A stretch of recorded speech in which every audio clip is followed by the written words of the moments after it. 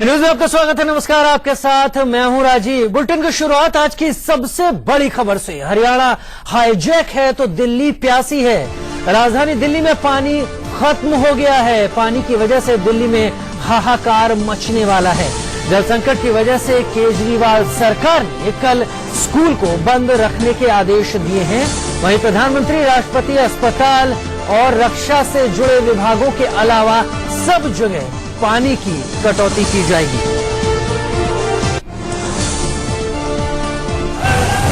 हरियाणा में जाट आरक्षण की आग की आंच दिल्ली पहुंच चुकी है। हरियाणा हाईजैक है तो दिल्ली के प्यासा रहने का खतरा बढ़ गया है। हरियाणा में आरक्षण की आग धधकती जा रही है तो दिल्ली में पानी खत्म होने को है। हरियाणा में जो एजिटेशन चल रहा है उसकी वजह से मुनक नहर से जो पानी आता है दिल्ली के अंदर वो पानी बंद कर दिया गया है और पिछले 2 दिन से परसों रात से पानी बंद है जो कि दिल्ली को सप्लाई किया जाता है, जिसकी वजह से दिल्ली में पानी की एक बहुत जबरदस्त क्राइसिस क्रिएट हो गई है। दरअसल दिल्ली के इस संकट की वजह हरियाणा में जारी जाट आंदोलन है।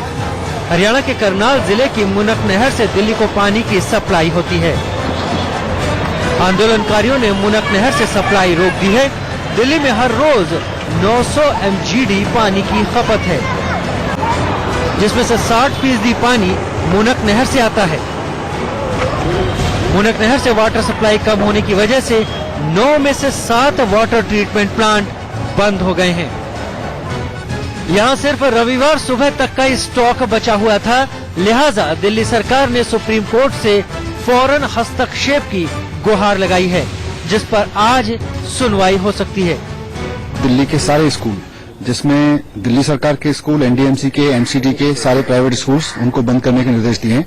कल दिल्ली में कोई स्कूल नहीं खुलेगा और जो परीक्षाएं हो रही थी या जो एडमिशन की प्रोसेसेस थी वो अब पोस्टपोन की जाएंगी, क्योंकि कल होने वाली परीक्षा फिर आगे कराई जाएगी। केवल राष्ट्रपति भवन, प्रधानमंत्री भवन, आर्मी की जो इंस्टॉलेशंस हैं दिल्ली के अंदर, हॉस्पिटल्स और फायर ब्रिगेड, इनको छोड़कर बाकी सब जगह अब पानी बराबर रूप से कटौती की जाएगी। Bureau report, India news.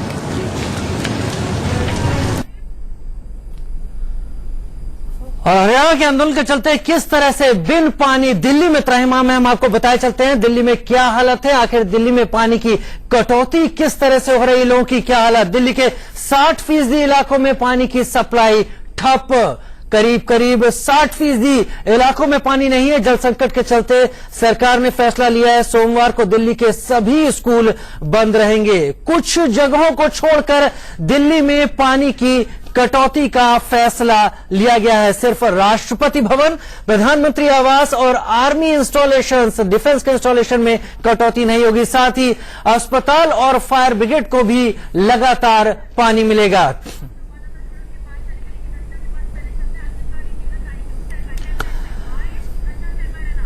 और हमारे साथ जुड़ रहे हैं हमारे 4 रिपोर्टर अलग अलग जगहों से। हमारे साथ चंडीगढ़ से विपिन परमार है, हमारे साथ गुड़गांव से राज जुड़ेंगे, अजीत जुड़ेंगे हमारे साथ दिल्ली से और मनोज जुड़ेंगे बहादुरगढ़ से। लेकिन उससे पहले हम चलेंगे रचना के पास। रचना बताएंगी आखिर रचना किस तरह से ये हालात बदतर होते जा रहे हैं। बिल्कुल राजीव, दिल्ली में पानी का संकट खड़ा हो गया है, लेकिन दर्शकों को हम समझाते हैं कि पानी का ये संकट आखिर खड़ा क्यों हुआ है। हरियाणा की मुनक नहर है जहां से दिल्ली में पानी की सप्लाई होती है, उसे फिलहाल ठप कर दिया गया है। प्रदर्शनकारी जो है उन्होंने मुनक नहर का पानी रोक दिया है, मतलब सप्लाई ठप है। अब दिल्ली की तरफ पानी आगे नहीं बढ़ेगा। नहर बंद होने से दिल्ली के 7 वाटर ट्रीटमेंट जो प्लांट थे वो बंद कर दिए गए हैं। प्रदर्शन के चलते अब दिल्ली को भी संकट का सामना करना पड़ रहा है। नांगलोई, ओखला, बवाना, हैदरपुर और द्वारका प्लांट ऐसे हैं जो कि फिलहाल के लिए ठप माने जा रहे हैं। वहां से पानी की सप्लाई अब नहीं है। दिल्ली के पास सिर्फ आज भर का पानी बचा है। सिर्फ आज भर दिल्ली को पानी मिलेगा, वो भी उन्हें एहतियातन खर्च करना होगा, बर्बाद नहीं करना होगा। दिल्ली में हर दिन 900 MGD पानी की सप्लाई होती है, लेकिन फिलहाल दिल्ली के सामने पानी का संकट खड़ा है। 60% पानी हरियाणा की मुनक नहर से आता है, जहां पर फिलहाल सप्लाई नहीं हो रही है। कहां कहां से दिल्ली में सप्लाई होती है पानी की, वो अपने दर्शकों को अब बता दें। हरियाणा की मुनक नहर से आता है 60% पानी, जो कि फिलहाल के लिए प्रदर्शनकारियों ने रोक दिया है। 40% पानी की सप्लाई गंग नहर से होती है, जो फिलहाल के लिए चल रही है, लेकिन संकट अभी भी बरकरार है क्योंकि पानी की सप्लाई बहुत हद तक कम हो गई है। सोनिया विहार और भगीरथी प्लांट से फिलहाल के लिए सप्लाई जारी है, लेकिन दिल्ली वालों को ये निर्देश दिए गए हैं कि पानी बर्बाद न करें। राजीव, यह रचना करीब 900 एमजीडी पानी की जरूरत होती है दिल्ली को, या और उसमें से 540 एमजीडी पानी दिल्ली को नहीं मिल पा रहा। हमारे साथ जुड़े हैं हमारे 4 संवाददाता। अजीत श्रीवास्तव हमारे साथ जुड़ रहे हैं दिल्ली से, विपिन परमार चंडीगढ़ से, मनोज जुड़ रहे हैं बहादुरगढ़ से और राज जुड़ रहे हैं हमारे साथ गुड़गांव से। सबसे पहले अजीत, आपके पास जाएंगे। दिल्ली सरकार ने कटौती का फैसला लिया है, क्या दिल्ली तैयार है? कहीं ना कहीं दिल्ली के अंदर रोष है। दिल्ली ये जानना चाहती है कि दिल्ली सरकार ने जो वादा किया था बिजली हाफ पानी माफ, तो पानी माफ कहां है? दिल्ली की जनता ये जानना चाहती है कि आखिर बार बार जो आंदोलनकारी अगर पानी रोकते हैं या अमोनिया के बढ़ते क्रम से पानी रोक दिया जाता है, तो ऐसे में दिल्ली वालों की क्या गलती है? क्या सरकार कोई वैकल्पिक इंतजाम नहीं कर पा रही? क्या पानी स्टोरेज वो जिस तरह से बार बार कहती आई है स्टोरेज सिस्टम को मजबूत कीजिए, तो क्या खुद स्टोरेज सिस्टम मजबूत नहीं कर पा रही? तमाम ये सवाल खड़े कर रही है दिल्ली सरकार पर और जानना चाहती है कि आखिर दिल्ली सरकार ने किस हिसाब से अपना प्लान बना रखा है। अगर मुनक नहर में बार बार इस तरह की समस्या आती है तो क्या दिल्ली वाले ऐसे ही पानी के लिए त्राहिमाम करते रहेंगे? क्या कोई वैकल्पिक इंतजाम सरकार नहीं करेगी? बार बार दिल्ली वालों को स्कूल का बंद करने का सामना करना पड़ेगा। ये इस वैकल्पिक इंतजाम की बात पर सबसे ज्यादा सवाल उठते हैं, लेकिन हमारे साथ विपिन परमार चंडीगढ़ से जुड़े हुए हैं। विपिन, हरियाणा के मुख्यमंत्री मनोहर लाल खट्टर कह रहे हैं कि सेना के हवाले मुनक नहर को कर देंगे, चैनल खोल दिया जाएगा। क्या सरकारों के बीच में बातचीत पर इस बात पर सहमति बनी कि आज ये पानी दिल्ली आ जाएगा?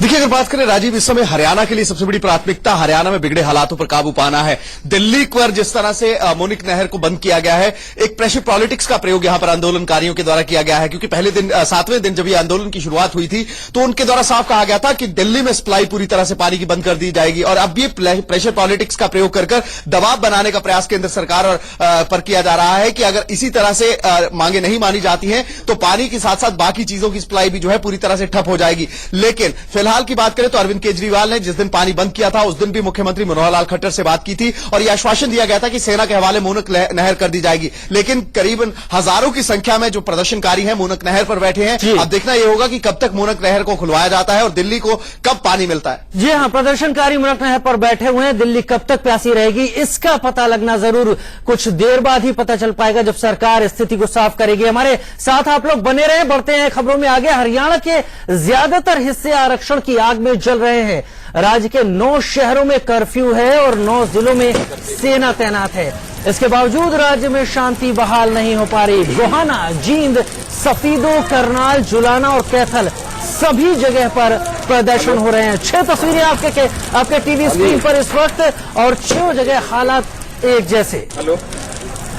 6 तस्वीरें आप इस वक्त देख रहे हैं, हमारे दर्शक देख रहे हैं। हरियाणा में जो आरक्षण को लेकर जो आंदोलन हुआ है अलग अलग जगह, गोहाना में भी बसों को जलाया गया, जींद में भी वही हालात, सफीदो, करनाल, जुलाना, कैथल, हर कहीं हालात वैसे ही। हाँ जी। और अब तक क्या हुआ है हरियाणा में इस आरक्षण की आग के चलते मेरी सहयोगी रचना के पास। ओवर टू यू रचना। राजीव, हरियाणा में तनावपूर्ण हालात बने हुए हैं और फिलहाल के हालात को देखते हुए 9 जिलों में सेना की तैनाती कर दी गई है। सेना के हवाले कर दिए गए हैं 9 जिले जो कि सुरक्षा पर मुस्तैदी से काम कर रहे हैं। 9 शहर ऐसे हैं जहां पर कर्फ्यू के हालात हैं, कर्फ्यू लगा दिया गया है स्थिति को देखते हुए। साथ ही हिंसा में अब तक 8 लोगों की मौत हो चुकी है, 3 लोगों की कल मौत हुई थी, बढ़कर अब 8 तक यह आंकड़ा पहुंच गया है। 154 लोगों पर मामला दर्ज कर लिया गया है और पुलिस अब उनके खिलाफ कार्रवाई की बात कर रही है। जींद में प्रदर्शनकारियों ने पिलूखेड़ा थाने में आगजनी की है, आग लगा दी है थाने में। और प्रदर्शनकारियों ने 8 रेलवे स्टेशन ऐसे हैं जहां पर आगजनी की घटना सामने आई है, तोड़फोड़ की गई है। रोहतक और झज्जर में बस स्टैंड पर उपद्रवियों ने आग लगाई है। जगह जगह इस तरह का तांडव उपद्रवियों के जरिए किया जा रहा है। रोडवेज की कई बसों को भी आग के हवाले कर दिया गया है। जो इस तरह की घटनाएं सामने आ रही है वो बताती है कि हिंसा किस तरह से फैल रही है। रोहतक, झज्जर, सोनीपत कई शोरूम और दुकान ऐसे हैं जहां पर आग लगाई गई, तोड़फोड़ की गई प्रदर्शनकारियों के जरिए।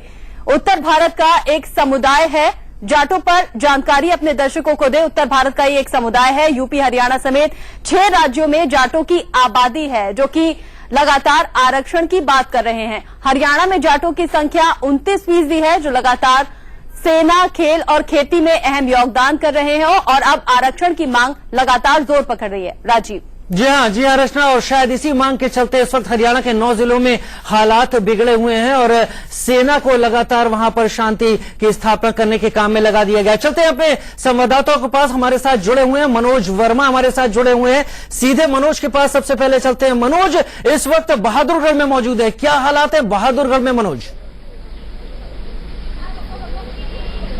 जी बिल्कुल, देखिए राजीव, अगर मैं बहादुरगढ़ के हालात की बात करूं तो यहाँ पर जो हालात है वो एकदम सामान्य है। यहाँ पर एकदम शांतिपूर्ण स्थिति बनी हुई है। इस वक्त मैं बहादुरगढ़ की मेन रोड पर हूं, आपको दिखाना चाहूंगा कि एकदम सामान्य यहाँ पर हालात है। हालांकि कर्फ्यू यहाँ पर भी लगा हुआ है, लेकिन जो लोग हैं बड़े ही शांतिपूर्ण तरीके से यहाँ पर अपना प्रदर्शन कर रहे हैं। जो यहाँ पर रोहतक बाईपास है, वहां पर जो जाट समुदाय के लोग हैं वो बैठे हुए हैं और बेहद ही शांतिपूर्ण तरीके से उनका प्रदर्शन चल रहा है। हालांकि झज्जर में जरूर कल हिंसा देखने को मिली थी, जिसमें जो जानकारी मिल रही है उसके मुताबिक 4 लोगों की मौत हुई है। लेकिन अगर मैं बहादुरगढ़ के हालात की बात करूं तो यहाँ पर जो हालात है वो एकदम सामान्य है। बस थोड़ी जो परेशानी है वो यात्रियों को जरूर हो रही है, क्योंकि जो मेन जो रोड है यहाँ से दिल्ली जाने वाला और दिल्ली से रोहतक जाने वाला, उसको जरूर यहाँ पर बंद कर दिया गया है। तो लोग पैदल ही यहाँ से अपने सफर को तय कर रहे हैं टीकरी बॉर्डर तक जाने के लिए। लेकिन अगर जो हालात की अगर मैं बात करूं तो यहाँ पर जो हालात हैं एकदम सामान्य बने। यकीनन मनोज, तस्वीरों में हम जो देख पाए वो कहीं बहुत इस आंदोलन के बाद एक अच्छी तस्वीर दिखाई पड़ी कि हाँ, यहाँ पर शांतिपूर्वक प्रदर्शन हो रहा है और लोग जा पा रहे हैं, आ पा रहे हैं। सीधे चलते हैं राज के पास, जो गुड़गांव में मौजूद है। राज, कल आपकी जो रिपोर्ट्स हम देख पा रहे थे उसमें प्रदर्शन हो रहे थे जो आप दिखा पा रहे थे, आज हालात क्या है सड़कों पर? बिल्कुल राजीव, देखिए कल के मुकाबले आज बिल्कुल उलट तस्वीर गुड़गांव में देखने को मिल रही है। सुबह से ही जरूर जो पुलिस फोर्स है उसको तैनात किया गया है, लेकिन आंदोलनकारी दूर दूर तक नजर नहीं आ रहे हैं। सभी चौक चौराहे जहां पर कि कल आंदोलनकारी बैठकर प्रदर्शन कर रहे थे वो बिल्कुल क्लियर है, क्योंकि लगातार एडमिनिस्ट्रेशन, पुलिस विभाग आंदोलनकारियों के टच में और बातचीत कर उन्हें समझाया जा रहा है और उसका असर अब यहाँ दिखाई दे रहा है। मैं यहाँ दिखाना चाहूंगा, यहाँ गुड़गांव के महाराणा प्रताप चौक पर इस वक्त हमें यहाँ की अगर तस्वीर देखें तो बिल्कुल साफ है। कल यहीं पर प्रदर्शनकारी डटे हुए थे, लेकिन आज उसके उलट यहां तस्वीर देखने को मिल रही है। स्मूथ ट्रैफिक चल रहा है, पुलिस फोर्स जरूर यहां तैनात की गई है, लेकिन आंदोलनकारी नहीं है। तो ऐसे में ये साफ है कि कहीं ना कहीं जिस रणनीति के तहत प्रशासन आंदोलनकारियों से बातचीत कर रहा है, देख पा रहे हैं जो हालात हैं और जिस तरीके से कोशिश की गई है प्रशासन की तरफ से। हालांकि डीजीपी ने कहा था कि शुरुआत में संभालने में कुछ गलती हुई, लेकिन अब ऐसा लग रहा है कि हालात कंट्रोल में आते दिख रहे हैं। आप सभी का बहुत बहुत शुक्रिया हमारे साथ जुड़ने के लिए। वक्त एक